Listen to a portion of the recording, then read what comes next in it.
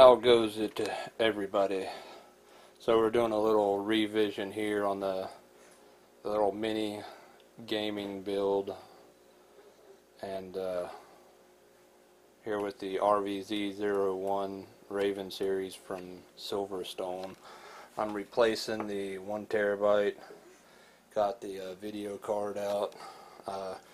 As I stated in the last video, I couldn't use the H60, so I just popped the stock cooler on here for a little bit. Now with something like the Corsair H60, if you're using like a little AMD build or something with an APU, you could probably put the radiator and stuff up under here if you didn't have a full graphics card. Excuse the noise in the background there, that's my son. And we got the flat cables, replacement modular cables here for the power supply. Here's the hard drive that I'm replacing the WD black with, which is the HGST Travel Star, the 1 terabyte 7200 RPM notebook drive. Let's see here, we got the here's the CPU cooler I'm going to try, which is the Scythe big, I can't pronounce it, shrunken, whatever it is they call it, 2 Rev B.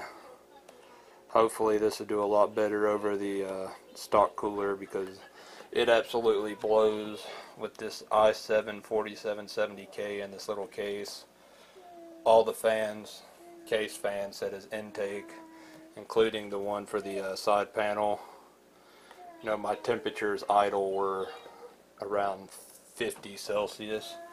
So here is the modular cables, the flat ones. And I also got some thermal compound to use. I've never used this. It has some good reviews. I have my Arctic Silver 5, but just felt like trying something different. So I got this. See what it does. We're going to get the cables replaced, take out the motherboard, put the mounting bracket for the Scythe cooler here onto it, get it installed, get it all put back together. And we'll be back here in a few. Alright, here I wanted to kind of show real quick for a minute the replacement flat flexible, the PP05-E modular cables that I got. I think these are going to help out quite a bit. And here in my hand I'm holding one of the SATA modular cables. It's got 3 SATA power connectors on it, plus it has the little power connector for the optical slot loading drives, the slim lines.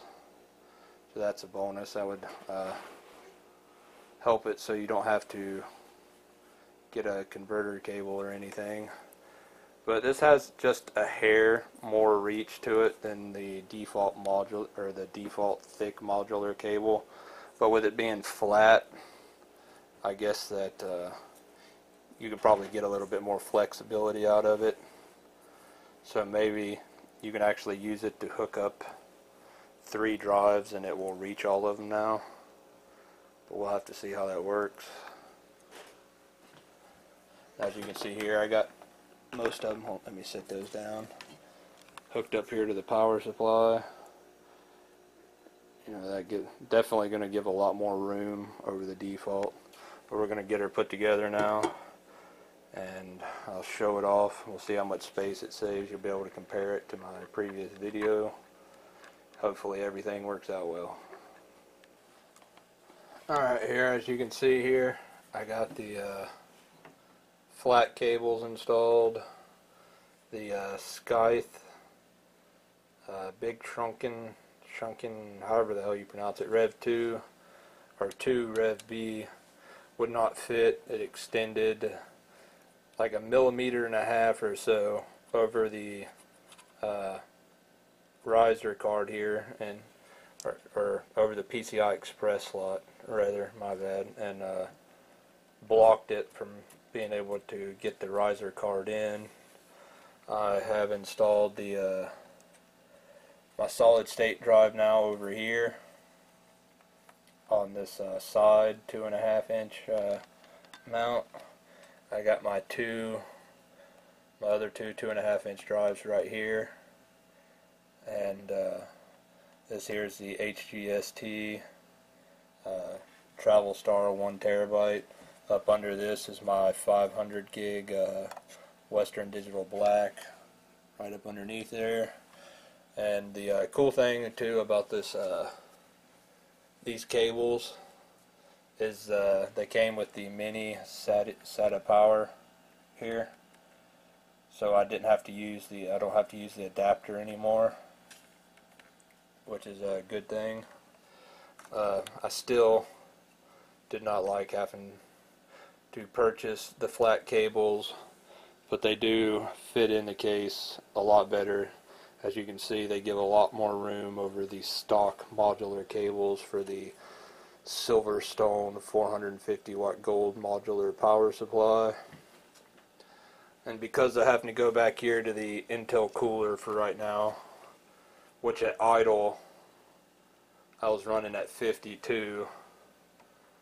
I don't know what I'm going to do for a cooler. I may have to go with the Nocta N9i or whatever it is they call it. I can't remember the model, or the Thermal Take Slim X3, if I remember the models of them correctly, something like that, which are about the size of the stock Intel cooler as far as size goes. They're just a little more efficient than it is.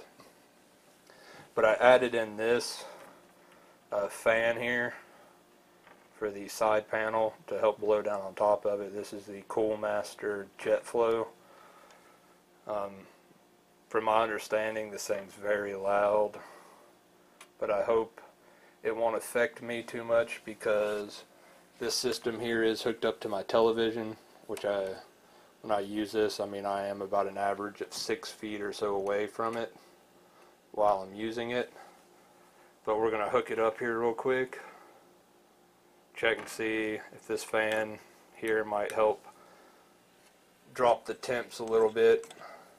That way I can use it some, because I don't want to do a whole lot with it with having an idle temperature of 52.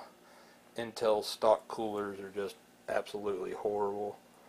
But we're going to hook it up, check out the temps. We'll be back here in a minute. Alright, how's it going, everybody? As you can see here, we got the system up and running. I got the stock cooler. I'm kind of clueless right now on what cooler I'm going to go with, since I've tried 3. None of them fit. I did put that Coolmaster Jet Flow on the side panel, and let me show the temps here. You can see it. Its assistance, I think, along with the new thermal compound and the flat cables, has helped drop my idle temperatures quite a bit. My youngest has given his opinion on it. But here with this setup, it's pretty well Mac compatible. Or no, I wouldn't say Mac compatible. OS X compatible. Out of the box almost. Pretty simple. This is Mavericks. I'm using Clover bootloader just because I wanted to use the UEFI versus you know, having your standard legacy. But there we go. We'll get in here again. Hell of a lot better. Alright, remember to rate, to comment, and subscribe. I'd like to thank you all for watching. Have a good one.